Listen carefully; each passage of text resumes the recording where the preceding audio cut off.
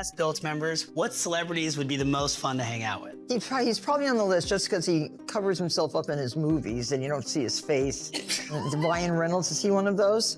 And you want to know something? He's not so funny in real life. Hollywood's biggest stars rarely say no to each other, but that's exactly what happened when Robert Downey Jr. turned down Ryan Reynolds' plea for a Deadpool 3 cameo. Downey Jr., after a 5-year break, is returning to Marvel, but before he did that, he actually turned down Ryan Reynolds. Making the movie Deadpool and Wolverine, Hugh Jackman told Ryan Reynolds in 2021 he'd return as Wolverine after saying 4 years earlier he'd never come back doing the movie Logan. It was one of the most cameo-filled movies in history, where 45 different actors from both the MCU and the Fox universe returned for Deadpool and Wolverine. But one actor Ryan Reynolds asked to return for Deadpool and Wolverine was Robert Downey Jr., saying he wanted him to share a scene with Jon Favreau. Jon Favreau does actually have a very big scene in the movie Deadpool and Wolverine, but that scene was originally written with Robert Downey Jr. taking the main stage and Jon Favreau only being a small part of it. He even wrote the scene in 2018 just so it would make sense for Robert Downey Jr.'s character to be in there, because it does take place before the events of Avengers Infinity War. When Ryan Reynolds approached Robert Downey Jr. with the script, he said he was completely shocked he got an instant no. The reason was Robert Downey Jr. was already in talks to return as Dr. Doom, but he couldn't tell Ryan Reynolds. Ryan Reynolds said he didn't know about that until it was revealed, but now is happy for him and said he wants to fight him in secret. Reynolds, scripts in hand, pitched a scene featuring RDJ alongside Jon Favreau, certain this Marvel reunion would break the internet. But Downey's response? A flat, immediate rejection that left Reynolds stunned. Candace Owens posted to her story saying she spoke to a source that claims Ryan Reynolds is the problem. She said the tip came from someone who allegedly worked on the set and said lately everyone is bashing Blake Lively, but apparently the true villain of the saga is Ryan. This person is alleging that everything started when Ryan Reynolds decided to stroll onto the movie set one day and review the dailies.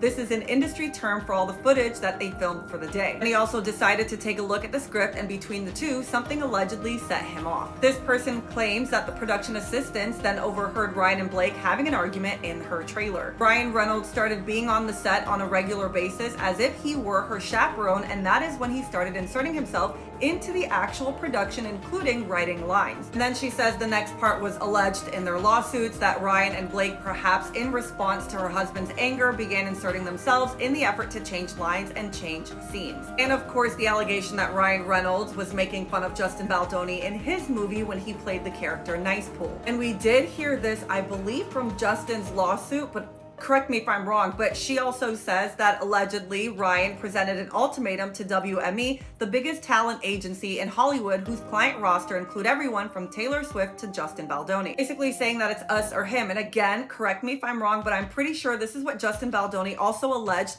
And I think he said it happened either at the premiere of It Ends With Us or the premiere of Deadpool and Wolverine. Obviously, she says we know what happens next. He gets dropped by WME. Wayfarer Studios had effectively been instantly blackballed, persona non grata in Hollywood instantly, and truly they had done nothing wrong but cast a woman into one of their movies with an allegedly very jealous husband. My source says that Justin Baldoni is legitimately a good guy who truly wanted to do this project, but he cares deeply about women issues. And she goes on to give what she believes. She says, I think Blake was fine with everything in the movie she signed on for, hence not requesting an intimacy coordinator, and then all that changed the day her husband showed up on set and allegedly blew a fuse. She also believes that it was probably him that demanded Justin be put in the basement for the premiere. While Marvel claimed it was because Downey was secretly in talks to return as Dr. Doom, insiders whisper a far more explosive truth. What could make Iron Man himself refuse what would have been one of the most celebrated cameos in superhero history? Behind the glamorous premieres lies a Hollywood power struggle finally exploding into public view. If he wants to go after you, he invests himself into every area of your life. And he did this Justin Baldoni. He's like, who are your friends, okay? Who owns the production company? Who owns the next movie script? I am going to invest myself everywhere. I'm gonna be doing your movie premiere. I'm gonna be doing promos and making fun of you. Right? I'm gonna put myself in the end credits. Like, this is like psychotic behavior. Ryan Reynolds and Blake Lively, once Hollywood's golden couple, now stand accused of orchestrating a ruthless campaign against director Justin Baldoni. What began as creative differences on It Ends With Us allegedly transformed into all-out warfare, with Reynolds reportedly showing up uninvited to set and demanding script changes. We asked Built members what celebrities would be the most fun to hang out with. He's probably on the list just because he covers himself up in his movies and you don't see his face. Ryan Reynolds, is he one of those? And you want to know something? He's not so funny in real life. Really? No, he's not so funny. He's very serious. No, Taylor, then I would do Snoop, and then I would take Ryan off it. and I would put in somebody else. I'm so surprised that Ryan Reynolds isn't funny. This is like a shocker to me. I see him He's a walking good up actor. and down our He can act neighborhood funny. all the time. He can act funny. But he isn't funny. Maybe he can get to be funny again. I'm so disappointed, actually. I'm gonna get in trouble. Either him or us, Reynolds allegedly threatened WME executives. As the dust settles, industry insiders are taking sides, and surprisingly, Robert Downey Jr. appears to be Team Baldoni. When Candace Owens entered the Hollywood drama, nobody expected the bombshell she would unleash. Breaking news. It's all coming out in the wash. So Blake Lively, what she did to Justin Baldoni, guess what? She learned it from Ryan. Ryan Reynolds did the same thing to Marina, her last name is Baccaron, who also was in Deadpool. You remember when she made Justin Baldoni go sit in the basement with his family for the movie premiere? Ryan Reynolds did the same thing to Marina and her family. He did not allow her to be part of any of the movie's premieres for Deadpool. Everyone is bashing Blake Lively, Owens reported, but the true villain is Ryan. According to her source, Reynolds' jealousy ignited the entire firestorm. Picture Ryan storming onto the It Ends With Us set, reviewing dailies without permission, before retreating to Blake's trailer for a heated argument overheard by crew members. From that moment on, Reynolds allegedly became Blake's constant chaperone, inserting himself into production decisions. Then I went and dug a little bit more, and the director of Deadpool, Tim Miller, did this interview and said that he left the Deadpool franchise because of Ryan Reynolds. He said it became clear that Ryan wanted to be in control of the franchise. You can work that way as a director quite successfully, but I can't. I don't mind having a debate, but if I can't win, I don't want to play. And I don't think you can negotiate every creative decision. There's too many to make. So Ryan's the face of the franchise, so if he decides that he wants to control it, then he's going to control it. Sounds familiar. Yeah, it does. This is psychotic behavior, declared Owens' source, painting Reynolds not as the charming prankster we see in interviews, but as a calculating puppet master. He's not so funny in real life. With those 7 words, Martha Stewart ripped the mask off Ryan Reynolds' carefully crafted persona. But I think after he got super, super famous from the first Deadpool, then things kind of changed. I think he was like, see, you guys see? And then I think I don't know. I mean, would I work with him again? No. No. I would not work with him That again. much vitriol. But I've said that about Michael Bay, and now we're friends, and I would work with him again. But I think Michael Bay is different. And Michael Bay worked on a movie with Ryan Reynolds also. And so he has a very specific opinion. That may mirror of your Ryan own. Reynolds. And that was a good part of our last conversation with me and Bay. But I sort of wish him well because he's so good at Deadpool.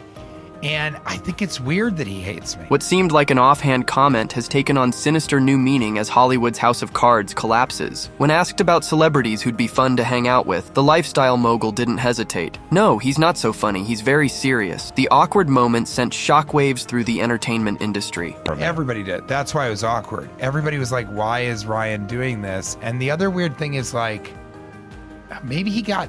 I think he's kind of an insecure dude. He's really nice, but I mean, his Twitter bio is showing you the parts of me that tested the best in focus groups. Mm-hmm. And I'm not sure that he's joking. So, I think that might actually be his real sentiment. Internet sleuths believe Stewart, with her extensive Hollywood connections, was carefully hinting at Reynolds' true nature, not just unfunny, but potentially controlling and manipulative. Long before Justin Baldoni was banished to the basement, during movie premieres, another actor had already experienced Ryan Reynolds' apparent pattern of control. Morena Baccarin, whose character was pivotal in the first Deadpool film, mysteriously took a backseat in the franchise. I was certainly disappointed that I didn't have more to do, Baccarin admitted, carefully choosing diplomatic words. But insider reports claim Reynolds systematically sidelined her, banning her from press events. What Blake did to Justin, she learned from Ryan, one source revealed. Ryan did the same thing to Morena. He didn't allow her to be part of any of the movie premieres. Blake, what does it mean to be back with Anna? Oh, it's the best. I'm so happy. Anna, what does it mean to be working with Blake again? We're talking about you all day. Oh my God. Come on!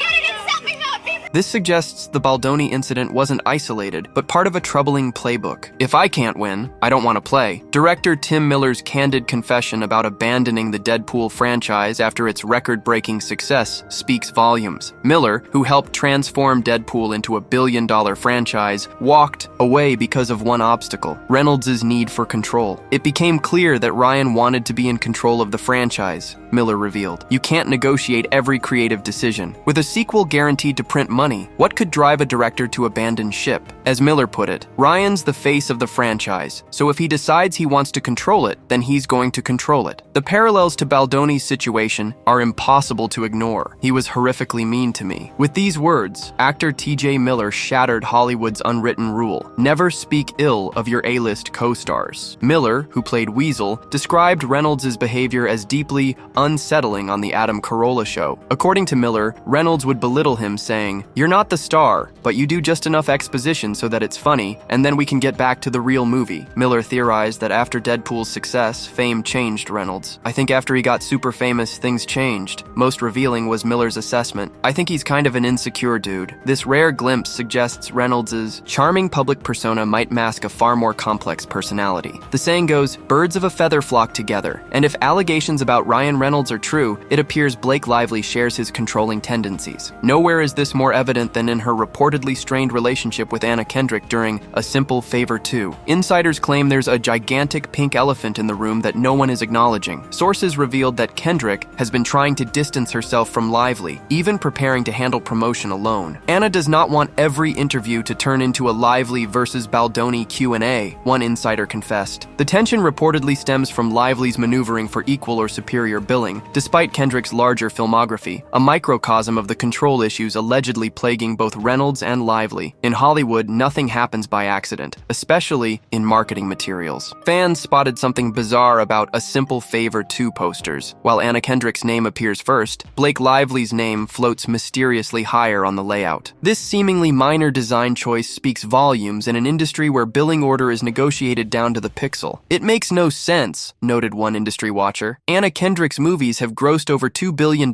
compared to Blake's $1 billion. Looking back at the original film's posters, this unusual arrangement didn't exist. The question everyone's asking: did Blake Lively demand this strange compromise? A visual power play that perfectly encapsulates the subtle ways Hollywood's elite assert dominance. The golden facade is cracking. Ryan Reynolds and Blake Lively, once Hollywood's most beloved power couple, now find themselves facing a reckoning years in the making. As former colleagues break their silence about Reynolds' alleged controlling behavior and Lively's reported power plays, the industry is re-examining every charming interview and calculated public appearance. Robert Downey Jr.'s rejection now appears less about scheduling conflicts and more about a moral stance against a couple whose behavior has allegedly left a trail of wounded careers. From Tim Miller to Morena Baccarin, T.J. Miller to Justin Baldoni, a pattern emerges of creative voices silenced. The question remains: can Hollywood's once untouchable couple survive as the curtain is pulled back, or is this the beginning of their inevitable fall from grace?